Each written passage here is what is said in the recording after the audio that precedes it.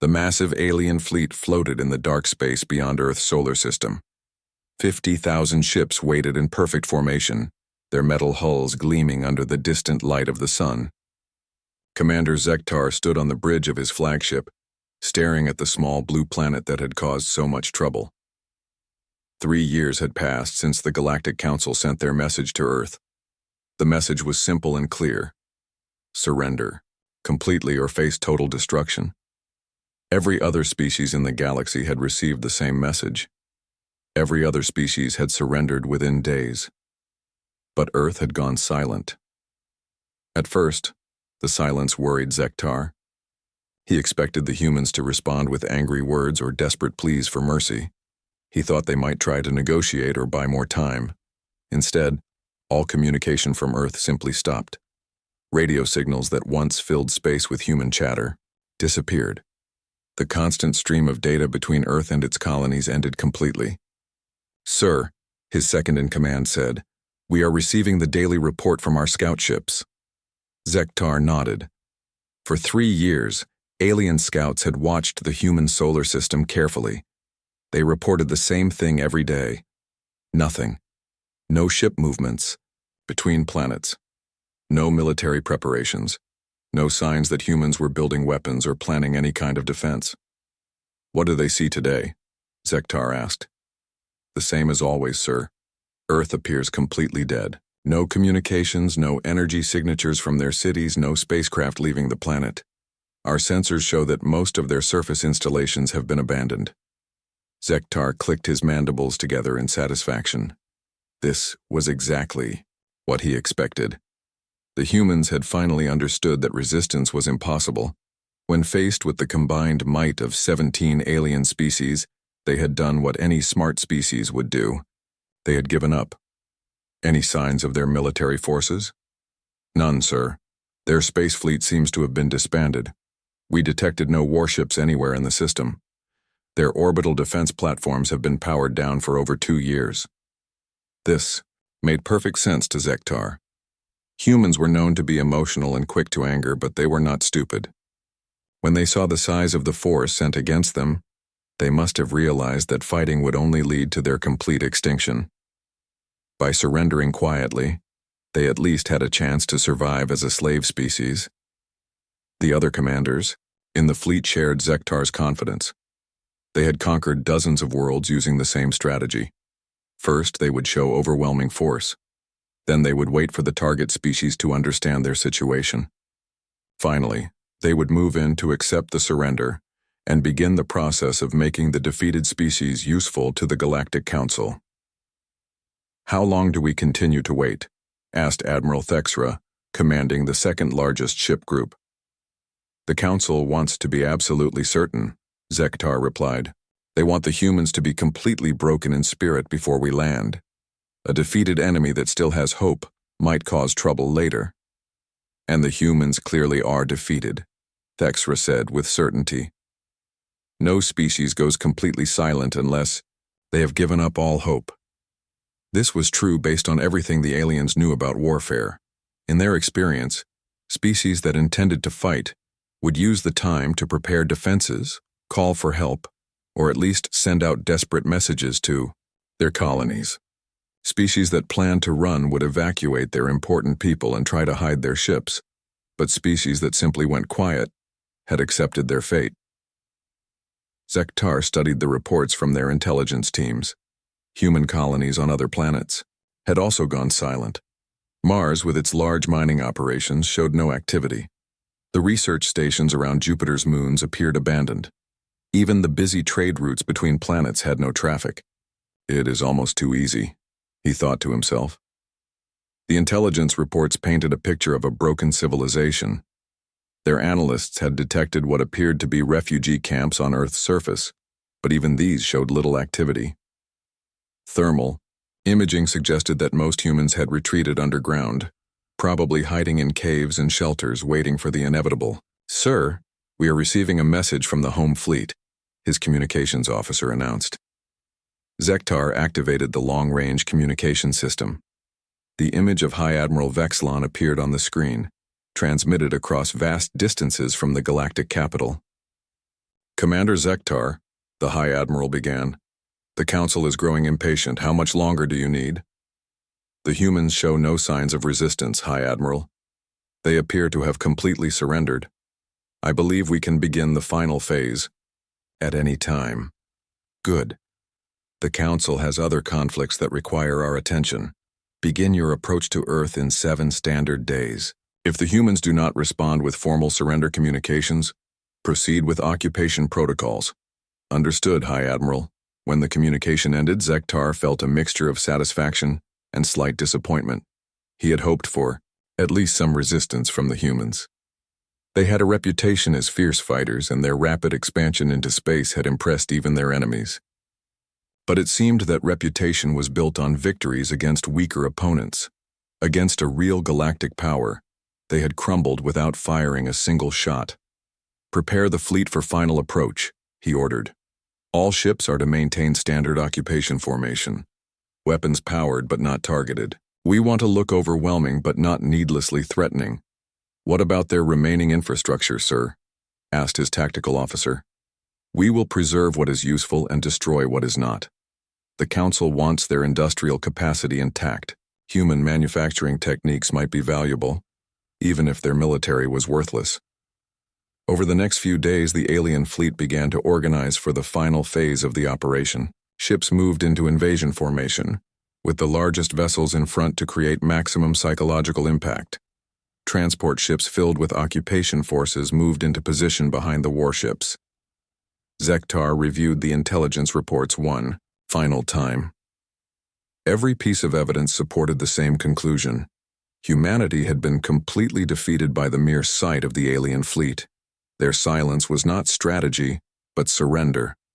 Their lack of military activity was not cleverness, but cowardice. All ships report ready for final approach, his fleet coordinator announced. Excellent. Begin the movement toward Earth. Maintain communication silence until we are in position around the planet. I want our arrival to be a complete shock to any humans still watching. As the massive fleet began to move toward the inner solar system, Zektar allowed himself to feel proud. He would be remembered as the commander who conquered humanity without losing a single ship. The species that had once seemed like a potential threat to galactic peace had been defeated by simple intimidation.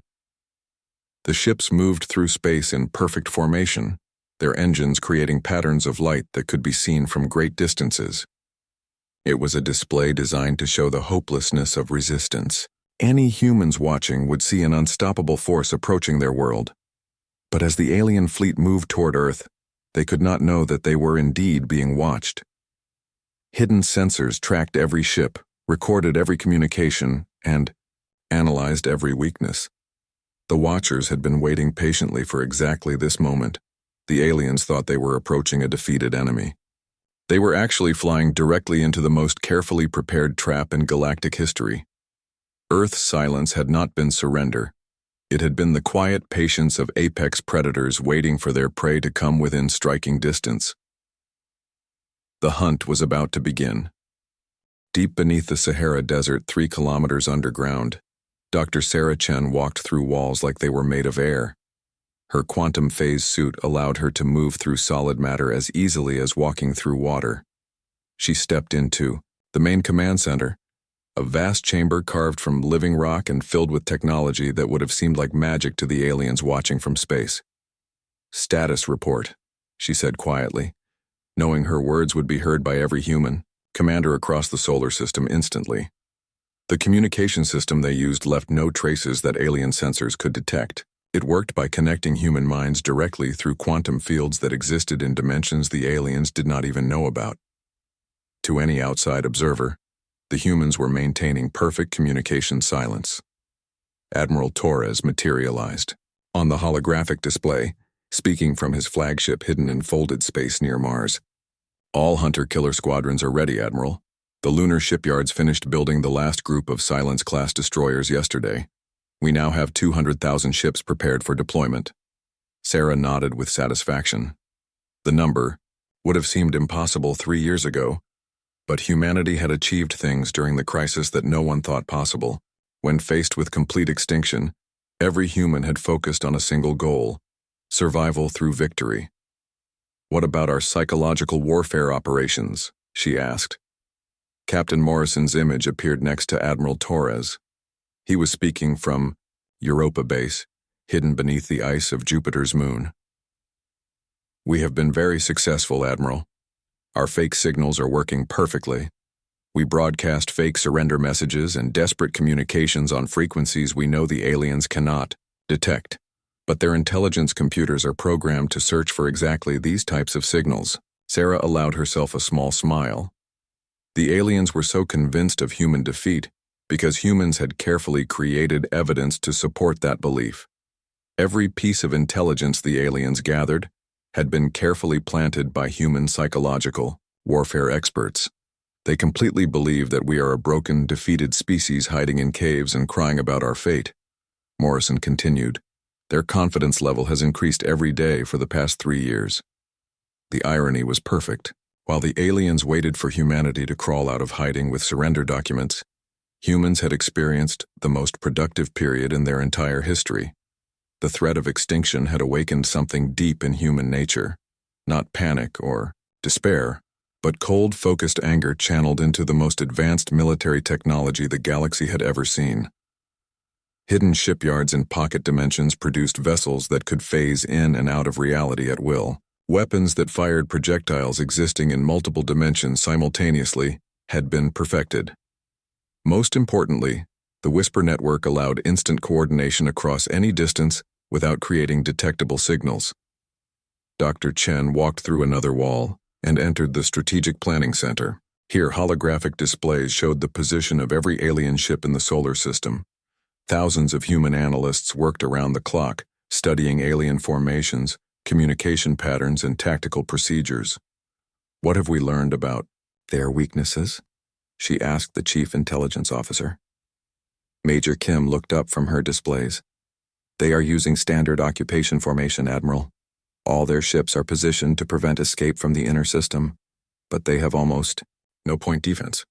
Their shields are configured for long-range combat against conventional weapons. They are not prepared for close-range attacks or weapons that can bypass normal space. And their command structure? Very centralized. All orders come from the flagship, which broadcast to sector commanders who then relay to individual ships. If we can disrupt their communication network, their coordination will collapse completely. This was exactly what Sarah had hoped to hear. The aliens were fighting the war they expected, not the war they were actually going to face. Their entire strategy was based on intimidating a primitive enemy into surrender. They had no preparation for fighting an enemy with superior technology and perfect intelligence about their movements. How are our people holding up? Sarah asked, shifting her attention to civilian concerns. The answer came from Director Walsh, speaking from New Geneva, one of the massive underground cities that now housed most of Earth's population. Morale is excellent, Admiral. Everyone understands their role in the coming battle. Our production facilities are running at maximum capacity. Food production is stable, and our recycling systems are handling waste perfectly. The transformation of human society had been remarkable. In 3 years, nearly 5 billion people had moved into underground cities without a single revolt or major social breakdown. Children attended schools in caverns large enough to hold entire surface cities. Adults worked in factories and laboratories that produced technology decades ahead of anything previously imagined. The surface of Earth had been carefully prepared to look abandoned and defeated. Fake ruins were scattered across major cities. Empty refugee camps showed signs of hasty evacuation. Everything was designed to reinforce the alien belief that humanity had collapsed under the pressure of impending invasion. But beneath the surface, humanity thrived with focused purpose. What about the orbital observers? Sarah asked. Lieutenant Commander Park spoke from her ship, currently invisible to all sensors while positioned directly beneath an alien scout vessel. We have shadow ships assigned to every alien vessel in the system. Each enemy ship is being watched by at least 3 of our units. We have complete intelligence on their capabilities, communication frequencies, and tactical procedures. Excellent.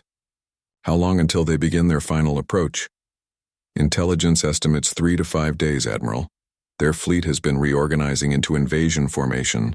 All signs indicate they will move toward Earth very soon. Sarah felt the familiar, cold anger that had sustained her for 3 years. The aliens had given humanity an ultimatum: surrender or die. They had expected fear and submission. Instead, they had created the most dangerous enemy they could possibly imagine. "Remind me of our primary objectives," she said to the assembled. Commanders Admiral Torres responded first. Objective 1. Complete destruction or capture of the invasion fleet with minimal human casualties. Objective 2, continued Captain Morrison. Preservation of alien technology and personnel for intelligence purposes. Objective 3, added Major Kim. Send a clear message to the Galactic Council that humanity is not a target, but a potential ally or enemy depending on their future actions. And our ultimate goal? Sarah asked. To establish humanity as a major power in galactic politics through demonstrated military superiority. They responded in unison. Sarah nodded. The plan was simple in concept but complex in execution. Humanity would reveal its true military capacity in a single, overwhelming demonstration. The aliens would learn that their assumption of human weakness was not just wrong, but catastrophically wrong. All units maintain current positions, she ordered. Continue full surveillance of alien fleet movements. Prepare for Operation Sudden Thunder on my command. As the meeting ended and the various commanders returned to their duties, Sarah remained in the strategy center. She looked at the displays showing alien ship positions and thought about the irony of the situation. The aliens believed they were approaching a defeated enemy. In reality, they were flying directly into the most carefully planned military operation in human history. Every ship movement was being tracked. Every communication was being intercepted and analyzed. Every weakness was being cataloged for exploitation. Humanity had learned patience from the ultimate teacher, the threat of extinction. They had learned to be quiet, to watch, to wait for the perfect moment to strike. The aliens had mistaken this patience for surrender. They were about to learn the difference between a defeated enemy and a predator, waiting in perfect silence for its prey to come within range. The time for silence was almost over. Soon, the galaxy would hear humanity's voice, and it would be a roar that would echo across the stars for centuries to come. Lieutenant Commander Jessica Park watched through her ship's quantum sensors as an alien patrol vessel passed less than 2 kilometers below her position. The enemy ship's massive bulk moved slowly through space, its crew completely unaware that they were being observed by 3 separate human vessels. The unseen vengeance hung motionless in folded space, existing in a dimension that alien sensors could not detect. Jessica's crew of 12 specialists could have destroyed the patrol ship with a single quantum torpedo, but their orders were clear. Watch, learn, and wait. Look at their formation, whispered her tactical officer, Lieutenant Hayes. No defensive positioning at all. Their shields are at minimum power and their weapons are not even charged. Jessica nodded as she studied the alien ship's energy patterns. After 3 years of constant observation, human intelligence had built complete profiles of every alien vessel type. This patrol ship was a hegemony-class destroyer, powerful enough to level a small city, but configured for intimidation rather than combat.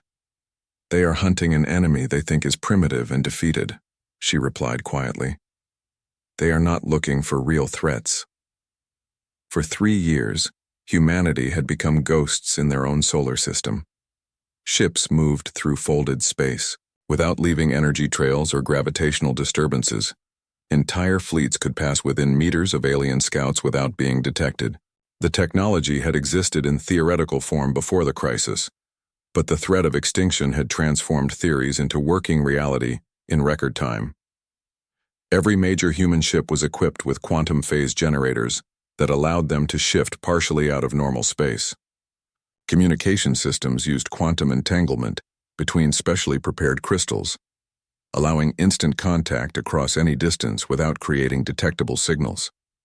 Weapons had been developed that could fire projectiles through multiple dimensions, simultaneously making conventional shields useless. Movement detected, announced sensor specialist Chen. The main alien fleet is beginning to change formation.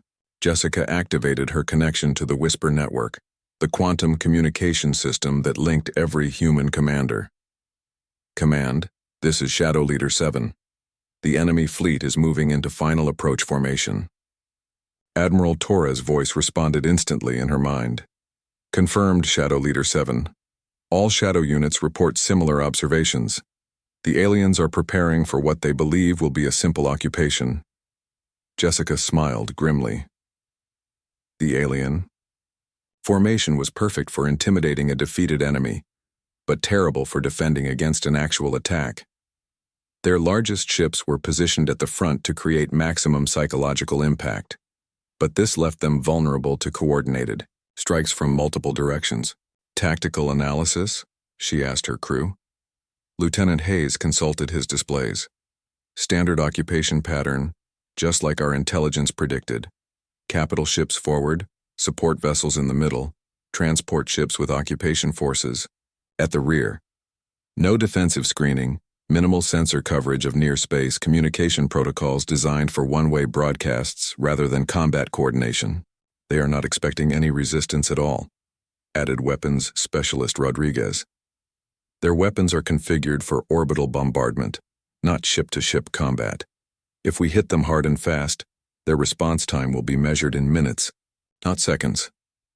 This was exactly what human strategists had hoped for. The aliens had spent 3 years watching what they believed was a defeated enemy, and they had configured their forces accordingly. They were prepared to occupy Earth, not to fight a war. Jessica shifted her attention to the broader tactical picture. Through the Whisper network, she could see the positions of all 200,000 human ships scattered throughout the solar system. Each alien vessel was being shadowed by multiple human units, all invisible to enemy sensors, all ready to strike at a moment's notice. The transformation of human space capabilities over 3 years had been remarkable. Before the crisis, humanity had operated perhaps 1,000 spacecraft of all types. Now they had fleets that dwarfed the combined navies of the alien coalition. "How is civilian morale on Earth?" she asked her communications officer. Sergeant Martinez consulted his quantum link to the planet's underground cities. "Very high, Commander. Production facilities are operating at maximum efficiency. The children especially are excited about what they call the big surprise for the aliens."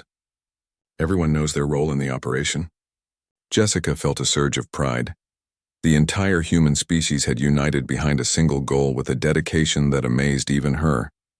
Factory workers labored in shifts around the clock.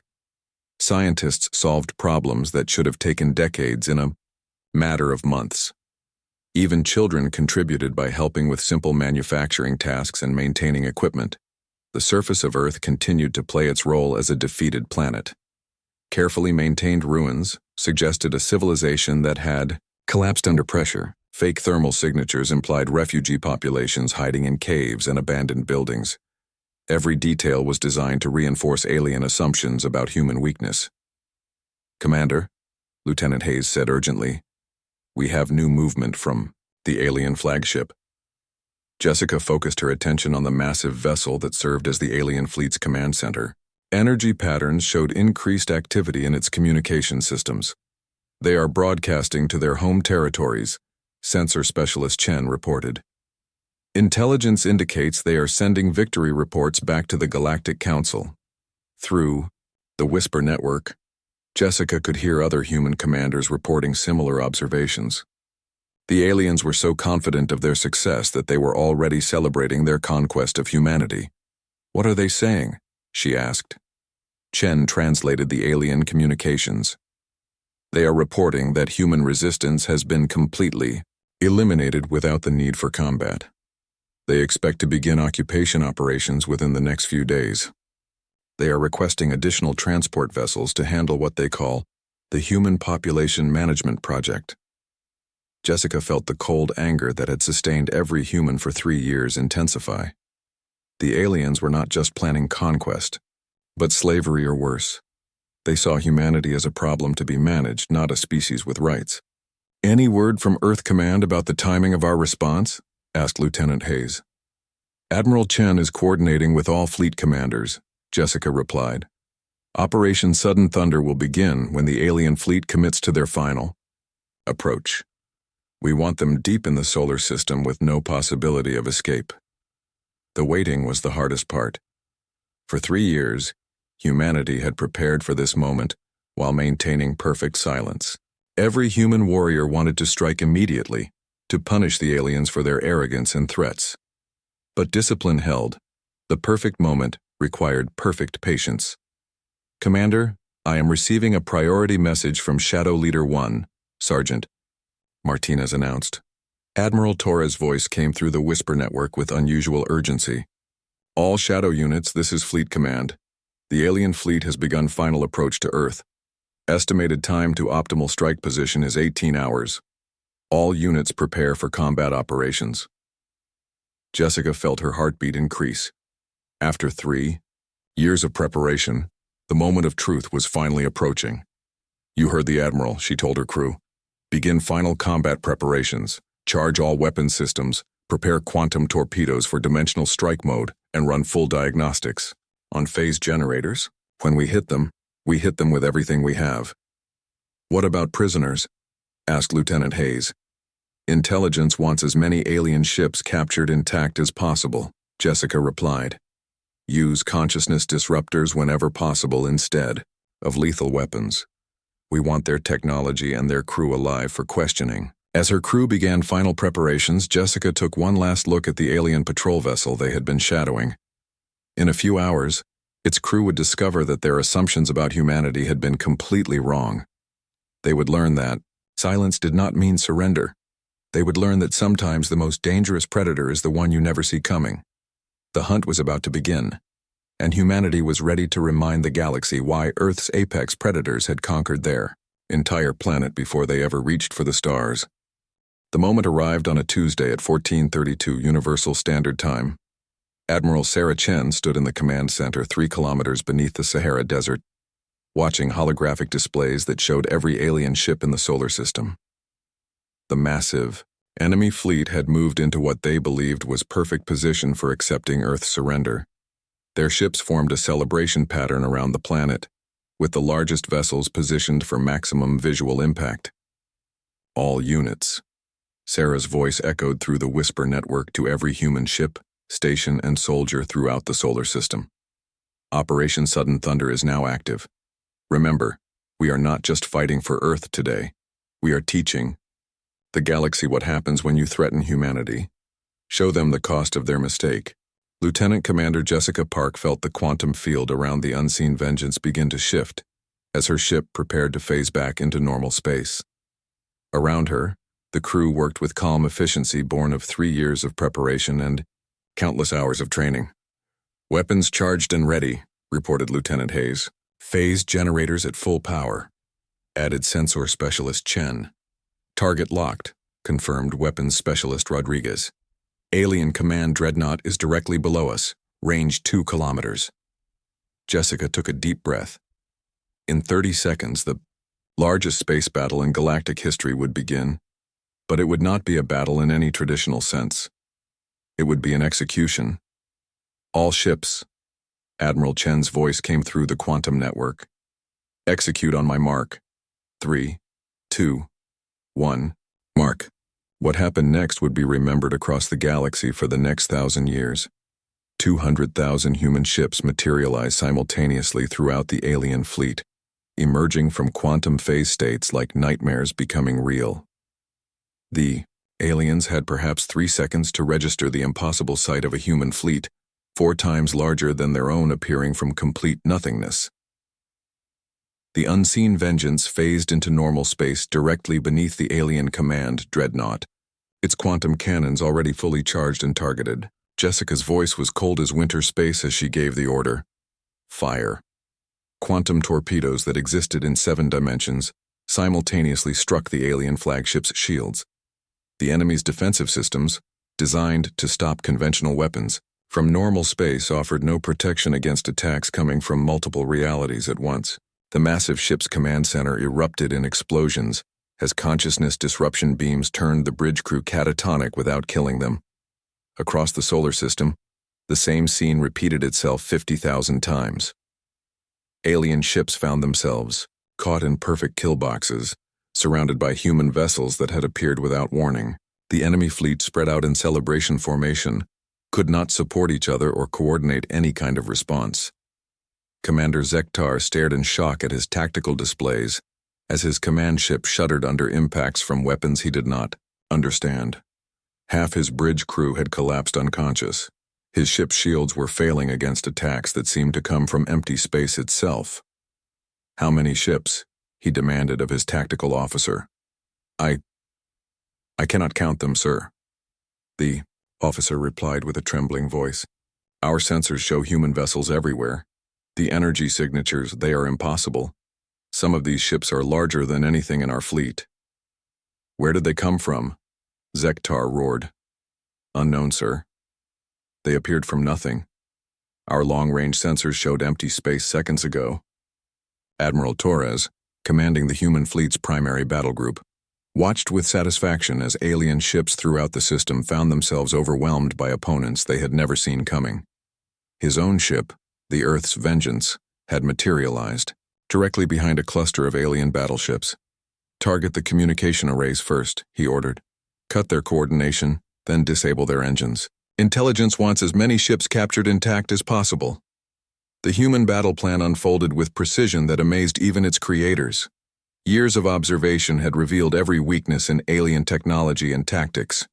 Human ships struck with surgical accuracy using weapons specifically designed to exploit those weaknesses. Quantum disruptors turned alien shield generators into useless scrap metal. Dimensional torpedoes bypassed armor by existing partially outside normal space. Most importantly, consciousness disruption beams rendered enemy crews unconscious without damaging their ships or equipment. The battle, if it could be called that, lasted exactly 17 minutes and 38 seconds. When the firing stopped, the silence that returned to space was very different from the quiet that had existed before. Of the 50,000 alien ships that had entered the solar system with such confidence, fewer than a dozen escaped to carry word of what they had witnessed. Commander Zektar found himself staring at the interior of a human ship, his hands restrained but his mind clear. The consciousness disruptor had worn off, leaving him with perfect memory of the impossible defeat he had just witnessed. A human female in a black uniform sat across from him.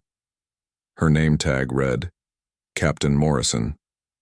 Her expression was calm, but her eyes were hard as diamonds. "Commander Zektar," she said in perfect hegemony standard language. "I am Captain Morrison of the Human Space Defense Force. You are now a prisoner of war." "Impossible," Zektar whispered. "Your species was defeated, you went silent, you surrendered." "We went quiet," Morrison corrected. "There is a difference. We used the time you gave us to prepare. We studied your fleet, learned your weaknesses, and built the weapons needed to defeat you. But your technology, it is impossible. Ships cannot appear from nothing. Weapons cannot exist in multiple dimensions." Morrison smiled without warmth. "Commander, your species made a critical error. You assumed that because you had not seen something before, it did not exist. Humanity has been studying dimensional physics and quantum mechanics for decades. The threat of extinction simply motivated us to put theory into practice faster than we had originally planned." Through the ship's communication system, Zektar could hear reports from across the system. Alien ships were surrendering by the hundreds. Those that tried to fight found their weapons useless against human technology. Those that tried to run discovered that human ships were faster in every dimension that mattered. "What do you want from us?" Zektar asked. "That depends on your Galactic Council," Morrison replied. "We are returning your surviving crews and ships as a gesture of good faith, but we are also sending a message. Humanity is not prey. We are not a species that can be intimidated into surrender. We are predators, and we have just reminded the galaxy why Earth became our hunting ground long before we reached for the stars." "Admiral," Chen's voice came through the ship's speakers, broadcasting on all frequencies that the aliens could detect. "Members of the Galactic Council," her words reached across space toward the alien homeworlds. "This is Admiral Sarah Chen, speaking for humanity. Your invasion fleet has been neutralized. Your ultimatum has been rejected. Your assumption that silence meant surrender has been corrected." The message continued with calm, measured words that carried more threat than any angry declaration could have managed. We return your surviving crews as proof of our desire for peace. However, do not mistake mercy for weakness. You have seen what happens when humanity is threatened. What you have not yet seen is what happens when humanity goes on the offensive. Zektar listened with growing horror as the human admiral laid out new terms for galactic relations. Earth and all human colonies were declared sovereign and independent. Any species wanting diplomatic relations would be welcomed. Any species considering hostile action would find that space could hide predators beyond their imagination. You mistook our silence for defeat. The message concluded. Do not mistake our mercy for weakness.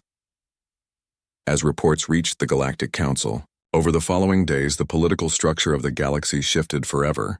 The species that had seemed primitive and vulnerable had revealed itself to be the most dangerous military force anyone had ever encountered. And they had done it all while maintaining perfect silence until the moment they chose to strike. The hunt was over. The predators had revealed themselves. The galaxy would never be the same. The emergency session of the Galactic Council convened 12 days after the Sol incident, as historians would later call it. Representatives from 17 species gathered in the Great Council chamber on Nexus Prime, each struggling to comprehend the reports they had received from the few survivors of the human encounter. High Admiral Vexilon stood before the assembled council, his usual confidence replaced by something approaching fear. In his long career, he had overseen the conquest of 47 worlds. Never had he seen anything like the recordings now playing on the chamber's main display. The transmission quality is poor, said Counselor Thexra of the Hegemony. These images cannot be accurate. The recordings have been verified by our best technical analysts, Vexilon replied grimly. Every detail has been confirmed by multiple surviving witnesses. What you are seeing is exactly what happened. The display showed the final moments of the invasion fleet. Massive alien warships, each capable of destroying cities, being overwhelmed by human vessels that appeared from empty space. Weapons that ignored shields and armor. Technology that seemed to violate the fundamental laws of physics. How many human ships? Asked Counselor Zarbeth of the Trade Federation. Our best estimate is 200,000 combat vessels, Vexilon answered, 4 times larger than the fleet we sent against them. Silence filled the chamber. The invasion fleet had represented the combined military might of the Council's most powerful members. The idea that a single species could field a larger force was almost impossible to accept. Play the final transmission again, ordered Council Leader Mortex. The recording of Commander Zektar's last message filled the chamber. His voice carried the shock and terror of a commander whose entire understanding of warfare had been destroyed in less than 20 minutes. They were never defeated. Zektar's words echoed in the vast space. They were hunting us. For 3 years they watched us, learned from us, prepared for us. Their technology is beyond anything in our databases. They exist in dimensions we cannot detect. They communicate without signals, move without energy signatures, and fight with weapons that reality itself seems to bend around. Several council members shifted uncomfortably in their seats. The implications were staggering. If the humans possessed such advanced technology, why had they remained hidden on their single world for so long? The transmission continues, Vexilon announced grimly. Zektar's voice resumed. But the worst part is not their military power. It is their precision. They were careful with our ships and crews. They captured 47,000 vessels intact, along with their crews alive. They took our technology, our tactical databases, everything. They studied us like specimens in a laboratory. And then they sent their own message, Vexilon added, activating a new recording. Admiral Sarah Chen's calm voice filled the chamber, speaking words that would reshape galactic politics forever. Members of the Galactic Council, this is Admiral Sarah Chen, speaking on behalf of the Human Space Defense Collective. Your invasion fleet has been neutralized. Your ultimatum has been rejected. Your assumption that silence meant surrender has been proven catastrophically wrong. Council Leader Mortex felt a chill run through his body. The human's voice carried no anger, no triumph, just cold certainty that was somehow more terrifying than any threat. We return your surviving crews as evidence of our willingness to coexist peacefully. However, be aware that this mercy should not be mistaken for weakness.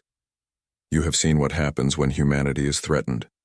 What you have not yet seen is what happens when humanity decides to go on the offensive. The recording continued with terms that no species had ever dared to dictate to the Galactic Council. Earth and all human colonies were declared completely independent. Any species wanting diplomatic relations would be welcomed as equals. Any species considering hostile action would face consequences that the Council was now beginning to understand. You mistook our silence for defeat, Admiral Chen's voice concluded. Do not mistake our mercy for weakness. When the recording ended, the Council chamber remained silent for long minutes. Finally, Counselor Thexra spoke. What do we know about their actual capabilities? Intelligence Director Kexmore activated a holographic display showing the analysis of human technology recovered from the battle site. Based on examination of weapon impacts and energy signatures, we believe they possess technology at least 50 years more advanced than our best systems. Their ships can exist partially outside normal space, making them effectively invisible to our sensors. Their weapons can attack targets through multiple dimensions simultaneously, rendering our shields useless. More concerning, he continued, is their level of intelligence about our forces. They knew the exact capabilities of every ship in our fleet. They had detailed tactical plans that exploited weaknesses we did not even know we had. They have been studying us far longer than we realized. Counselor Zarbeth leaned forward in her seat. What about their numbers? Could they really have built 200,000 ships in 3 years? Unknown, Kexmore admitted. But consider this. If they could hide such a massive fleet from our sensors for 3 years, what else might they be hiding? There could be human ships in this system right now, and we would never know. The thought sent a wave of unease through the assembled representatives. Every one of them was thinking the same thing. If humans could build invisible fleets and weapons, beyond understanding, what was to stop them from conquering the entire galaxy? We need to consider our options carefully, said Council Leader Mortex. The humans have demonstrated overwhelming military superiority, but they have also shown restraint. They could have destroyed our entire fleet but chose to capture most of it intact. They could have attacked our homeworlds but instead sent a diplomatic message. You call that diplomatic? Counselor Thexra demanded. Compared to what they could have done, yes. Mortex replied grimly. Think about it. A species with the power to destroy our combined fleet sent us a message about coexistence instead of a declaration of conquest. That suggests they prefer negotiation to warfare. Over the following days, as more reports reached the Council, the full scope of human preparation became clear. Intelligence suggested that Earth's entire population had been involved in the war effort. Underground cities had been built that could house billions of people. Manufacturing facilities hidden from all sensors had produced technology that exceeded anything in galactic records. Most disturbing of all, evidence suggested that humans had been preparing for this conflict since the moment they received the Council's ultimatum. Their silence had not been confusion or fear. It had been the patience of predators preparing a trap. We have received a formal communication from Earth, announced Communications Director Veltar during the Council's final session. What do they want? Asked Mortex. They are offering to establish formal diplomatic relations with any Council member that desires them. They propose trade agreements, technology sharing, and mutual defense pacts, but they make it clear that these are offers between equals, not demands from a superior power. And if we refuse? They say nothing directly, but the implication is clear. They prefer cooperation but are fully prepared for any alternative. 6 months later, the Galactic Council voted unanimously to offer humanity full membership as a major power. The vote was not driven by respect for human diplomacy or scientific achievement. It was driven by the knowledge that somewhere in the darkness between stars, 200,000 human ships moved in perfect silence, watching and waiting. The species that had once seemed like a minor curiosity on the galactic frontier had revealed itself to be the apex predator of known space. They had learned to hunt in dimensions other species could not even perceive. They had mastered the art of patient preparation and perfect timing, Most importantly, they had taught the galaxy a lesson that would echo through history. Silence did not mean surrender. Sometimes it meant that the hunter was simply waiting for the perfect moment to reveal itself. Humanity had claimed its place among the stars not through negotiation or gradual expansion, but through the demonstration of power so overwhelming that resistance became unthinkable. They had transformed from an unknown species on a single world to the dominant military force in galactic civilization in the span of a single battle. The galaxy had learned to listen when humans chose to speak, but more importantly, it had learned to fear the silence that might hide predators beyond imagination. Earth's children had come to claim their inheritance among the stars, and the galaxy would never be the same.